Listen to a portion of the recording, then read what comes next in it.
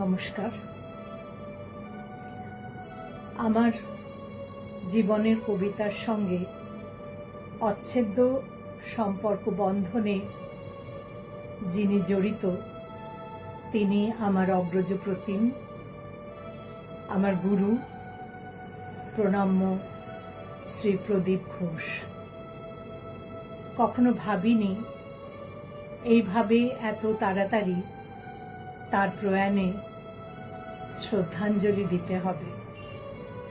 তবু আজকে যে কবিতাটি রেখেছি আমার নির্বাচনে, সেটি বহুদিন প্রদীপদার পায়ের কাছে বসে শুনেছি, তার কণ্ঠে শিখেছিও। কবিগুরু রবীন্দ্রনাথ ঠাকুর রচিত পরিচয়।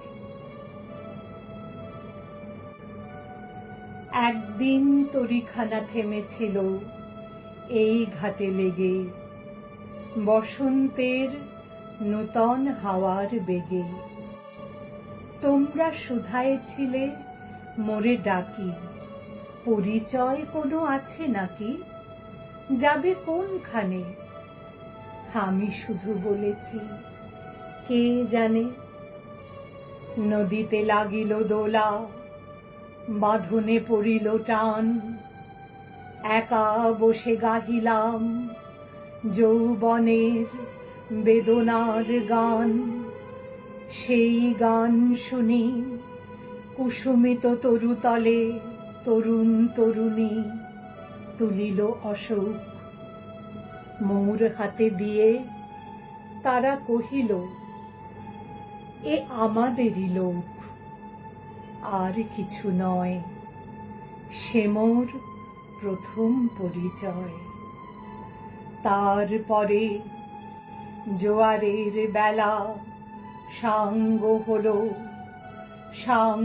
হলো তরঙ্গের খেলা, কোকিলের ক্লান্ত গানে বিস্মৃত দিনের কথা অকস্মাৎ যেন মনে আনে।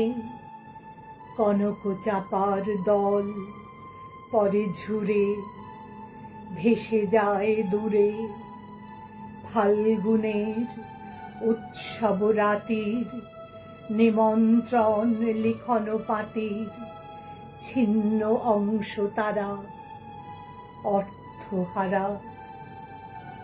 ভাটার গভীর টানে তরিখানা ভেসে যায় সমুদ্রের পানে।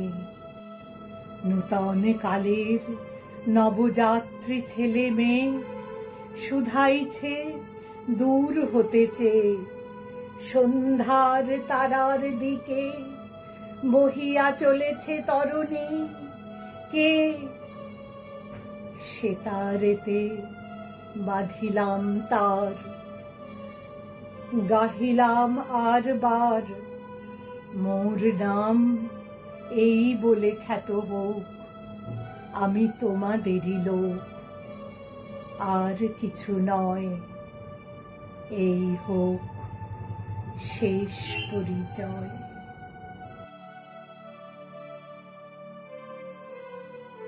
শব্দাকাশের উজ্জ্বল নক্ষত্র, আবৃত্তি শিল্পের পথপ্রদর্শক, কিংবদন্তি বাচিক শিল্পী শ্রদ্ধেয় প্রদীপ ঘোষ আমার শিক্ষক, আমার অভিভাবক, আমার অন্তরের প্রাণ পুরুষ। তাকে আভূমি প্রণাম এবং আমার সতীর্থ পিয়ালি, আমার ভগ্নী সম, তাকে আমার অনেক ভালোবাসা জানিয়ে এই ভিডিও বলছি। এতদিন যে কথা বলার সুযোগ ছিল না, আজ প্রদীপদা চলে যাওয়ার পরে সেই কথাগুলো বলতে পারছি। আমার কাছে প্রদীপ ঘোষ এক স্নেহপ্রবণ, আদর্শবান ও নির্লোভী, কর্তব্যপরায়ণ এবং আবৃত্তি শিল্পের প্রতি নিমগ্ন একনিষ্ঠ একজন শিল্পী ও শিক্ষক। স্নেহপ্রবণ শব্দটা প্রদীপদার জন্য আমি বলছি এই কারণে, আমাদের প্রত্যেককে, প্রতিটি বাণীচক্রের ছাত্রছাত্রীদের ভীষণভাবে ভালোবাসতেন। তার স্নেহ ছায়া আমাদের মধ্যে সব সময় তার ছিল। শুধু তা না, একজন আদর্শবান ও নির্লোভী মানুষ। আদর্শবান বলবো এই কারণে, নিজের আদর্শ থেকে কখনো উনি বিচ্যুত হননি। এবং সবচেয়ে বড় কথা, যে কোনো অনুষ্ঠানে তিনি যখনই পৌঁছেছেন, সেই অনুষ্ঠানের প্রথমেই পৌঁছে যেতেন এবং শেষ পর্যন্ত থাকতেন। এবং ছোট থেকে বড় সমস্ত কলাকুশলীর অনুষ্ঠান উনি মনোযোগ দিয়ে দেখতেন। এবং নির্লোভী বলবো এই কারণে যে, আমরা যারা সংগঠন করি, আবৃত্তি শিক্ষা কেন্দ্র, আমাদের যখন অনুষ্ঠানের আয়োজন করি, প্রদীপদাকে যখন আমরা ডাকি, তখন তিনি এসে উপস্থিত হন, সেটা যে কি ভালোবাসা সে বলে বোঝাতে পারবো না।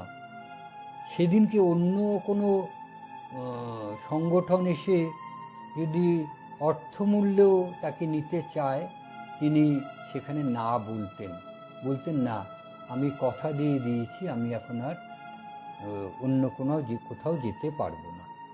এই ছিল প্রদীপদা। মানুষ প্রদীপদা আমাদের মধ্যে যে আদর্শ সঞ্চার করে দিয়েছিল, সেটা নিয়েই আমরা সারা জীবন থাকব। প্রদীপদার থেকে যে শিক্ষা পেয়েছি, সেই শিক্ষার কথাটা বলি। আবৃত্তি সম্বন্ধে উনি যে কথাটা আমাদের বলেছেন, আবৃত্তি হলো স্বরশিল্প, স্বর দিয়ে ছবি আঁকা। এই স্বরশিল্পের মধ্যে চিত্রকল্প আছে, সেইখানে ধ্বনি তরঙ্গ সৃষ্টি হয়, স্বর দিয়ে সেটাকে ব্যক্ত করতে চাওয়া হয়। কেন আমি স্বরগ্রামকে ওইখানে নিয়ে যাব, কেন আরো গভীর খাদে নিয়ে আসব, সেটা কিন্তু সবসময় আমি ঠিক করছি না। প্রদীপদা বলতেন যে, বেশিরভাগ সময় অলক্ষ্যে নির্দেশ পাচ্ছি আমি কবিতার লাইনগুলো থেকে। কবিতার যে লাইনগুলো আছে, সেখান থেকে আমি আমার নির্দেশ পাই তার উচ্চারণ কিভাবে হবে, স্বরগ্রামকে কিভাবে আমি ব্যবহার করব, আমার স্বরক্ষেপণ কিভাবে হবে, সেটা কবিতার লাইন থেকে আমি নির্দেশ পাই। তিনি আরও বলতেন, শব্দের পাশে আরেকটা শব্দ বসলে ওই দুটো শব্দ যে সম্পর্ক তৈরি করে, তার মধ্যে থেকে একটি বক্তব্য বেরিয়ে আসে। এমনি শব্দটা হয়তো কোনো তাৎপর্য নেই, আরও একটা শব্দের সঙ্গে যুক্ত হলে সেটা একটা আলাদা মাত্রা পায়। ধন্যবাদ।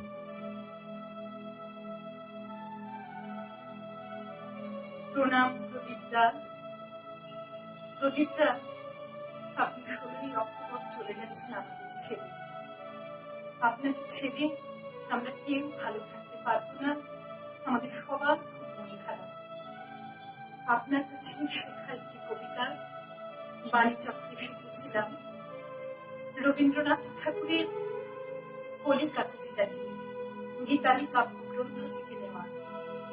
সেই কবিতাটির মধ্য দিয়ে আপনাকে আমি শ্রদ্ধা জানাচ্ছি। কলিকা।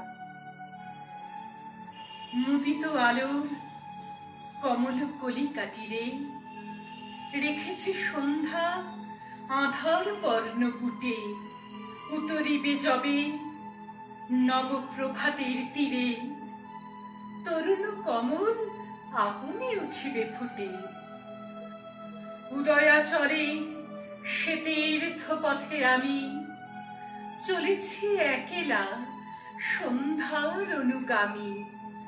দিনান্ত মোর দিগন্তে পরে লুটে, সেই প্রভাতের স্নিগ্ধ সুদূর গন্ধ আধার বাহিয়া রহিয়া রহিয়া আসে। আকাশে যে গান ঘুমাইছে নিষ্পন্দ, তারা দ্বীপগুলি কাঁপিছে তাহারই শ্বাসে। অন্ধকারের বিপুল গভীর আশা, অন্ধকারের ধ্যান নিমগ্ন ভাষা, বাণী খুঁজে ফিরে আমার চিত্তাকাশে। জীবনের পথ দিনের প্রান্তে এসে নিশীথের পানে গহনে হয়েছে হারা, অঙ্গুলি তুলি তারাগুলি অনিমেষে মাভই বলিয়া নীরবে দিতেছে সারা। ম্লান দিবসে শেষের কুসুম তুলে একুল হইতে নবজীবনের কুলে চলেছি আমার যাত্রা করিতে সারা। হে মোর সন্ধ্যা, যাহা কিছু ছিল সাথে রাখিন তোমার অঞ্চল তলে ঢাকি, আঁধারের সাথে তোমার করুণ হাতে বাঁধিয়া দিলাম আমার হাতের রাখি।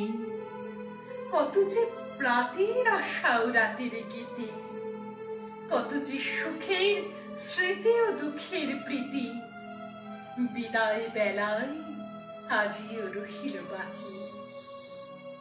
যা কিছু পেয়েছি, যাহা কিছু গেল চুকে, চলিতে চলিতে পিছে যা রহিল পড়ে।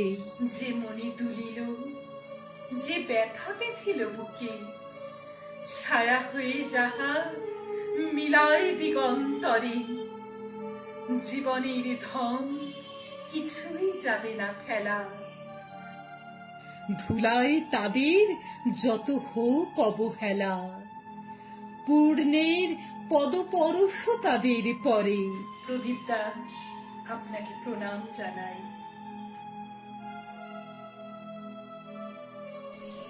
গত 16ই অক্টোবর শুক্রবার সকাল 6টায় আবৃত্তি জগতের প্রাণ পুরুষ শ্রী প্রদীপ ঘোষ, আমাদের প্রদীপদা, আমাদের ছেড়ে চলে গেলেন।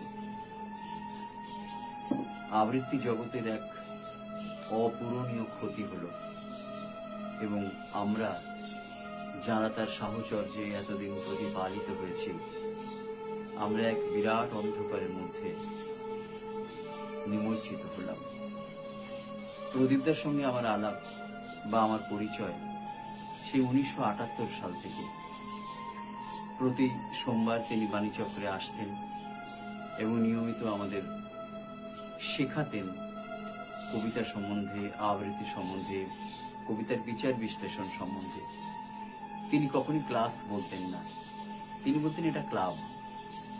আমরা আসি, হাসি ঠাট্টা করি, নিজেদের পারস্পরিক সুখ দুঃখের আদান প্রদান করি, চেষ্টা করি কবিতা ভালো করে পড়া। তিনি যখন কোনো একটি কবিতা ধরতেন, সেই কবিতার প্রথমে বারবার পড়াতেন, তার উচ্চারণ, তার শব্দের গমক, শব্দের ঝোঁক, শব্দজ্যোতি, অর্থজ্যোতি, ছন্দ, বিভিন্ন বিষয়ে ধীরে ধীরে ধীরে ধীরে তার আলোচনার মধ্যে কবিতায় প্রবেশ করতেন।